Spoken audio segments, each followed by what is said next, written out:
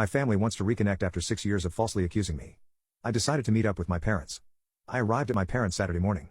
When my mom saw me, she started crying and hugged me. It was a bit awkward for me. My dad gave me a handshake and I went in.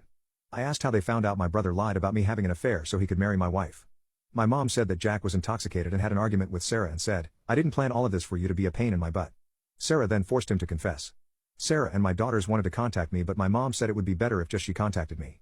I started laughing. My dad was a little mad and asked me what's so funny. I said that my brother probably spent years trying to separate me and Sarah and blew it all up. All he had to do was be quiet and he could continue with his beautiful life. I then asked my parents if they could imagine how our lives would be if they and Sarah didn't try to convince me to forgive my brother after he tried to convince Sarah to run away with him. My dad started crying. It was the first time in my 45 years of life that I had seen my old man crying. He started to apologize, saying he was an awful father but that he, my mom, Sarah and my daughters were all sorry. I was able to not cry and I told them that I would love to reconcile but it would take time.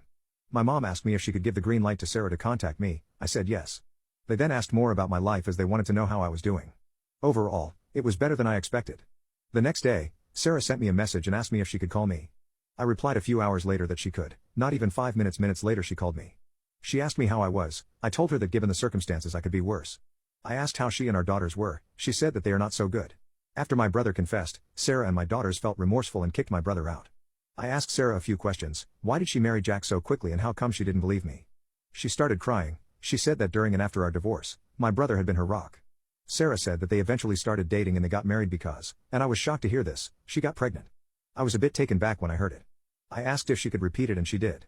I told her that I needed time. I warned that the chances of us getting back together were not looking good and I didn't want her to have false hopes. She cried a bit more but said she understood. She ended the conversation with "Hey, I love you." I just said goodbye.